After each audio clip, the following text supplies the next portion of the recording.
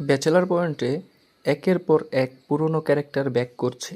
তার মধ্যে নেহালকে দেখা যায় 56 নম্বর এপিসোডে। তারপর ব্যাচেলার পয়েন্টের সমস্ত টিম অনুষ্ঠানের মাধ্যমে নেহালকে স্বাগতম জানায়। কিন্তু আরিফিনের বেলায় তাকে সরাসরি উপস্থাপন করে অনুষ্ঠানের মাধ্যমে কোনো ধরনের লাস্ট সিনে কোনো ধরনের দেখানো হয়নি। ডিরেক্ট তাকে অনুষ্ঠানের মাধ্যমে প্রকাশ্যে আনা হয়। এর মধ্যে কথা হচ্ছে যে তাকে কেন 72 নাম্বার এপিসোডের পর দেখানো হয়নি। এটা একটা খুবই চিন্তার বিষয় যে তাকে কেন শেষের দিকে দেখানো হয় নাই, তাকে কেন সরাসরি অনুষ্ঠানের মাধ্যমে প্রেজেন্ট করা হয়েছে।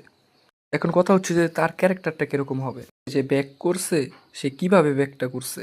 যেমন নেহালের সময় দেখানো হয়েছে রিহাব থেকে পালিয়ে চলে আসছে, এখানে কি আরিফিনকেও সেভাবে দেখানো হবে? দেখো বিষয়টা এরকম না, বিষয়টা হচ্ছে যে আমরা 64 থেকে 72 পর্যন্ত দেখতে পাইছি যে স্পর্শ তার একটা সমস্যার কারণে সবার সাথে মিসবিহেভ করছে, খারাপ ব্যবহার করছে। তার একটা সমস্যা হয়েছে যে তার বয়ফ্রেন্ড তাকে ব্ল্যাকমেল করতেছে, এখন সেখান থেকে সে আপসেট হয়ে আছে, তার ফলে সবার সাথে খারাপ ব্যবহার করতেছে। কিন্তু এখানে কথা হচ্ছে যে স্পর্শর বয়ফ্রেন্ড কে, এখানেই হচ্ছে কথা। সো আমার মতে মনে হচ্ছে যে স্পর্শর যে বয়ফ্রেন্ড সেই হতে পারে আরিফিন। আরিফিনকে খুবই সুন্দরভাবে প্রেজেন্ট করা হবে যতটুকু আমার ধারণা। দেখো কাবিলা নেহাল তারা মিলে একটা প্ল্যান করছে যে স্পর্শর বয়ফ্রেন্ডকে তারা তাদের বাড়িতে নিয়ে এসে তারপর ধরে কিছু একটা করবে, ভিডিও টিডিও ডিলিট করতে পারবে, এরকম কিছু একটা প্ল্যান করছে। কিন্তু স্পর্শ এতে রাজি নয়,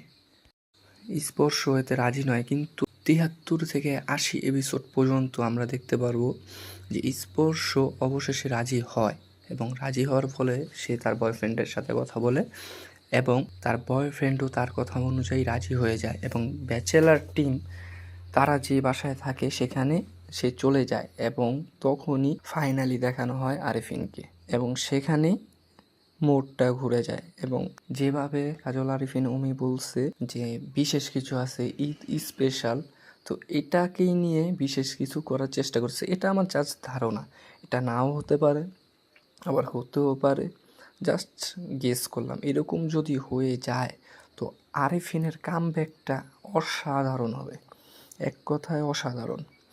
আর আমরা ওই ছাদের সেই ফিলটা আবার ফিরে পাবো।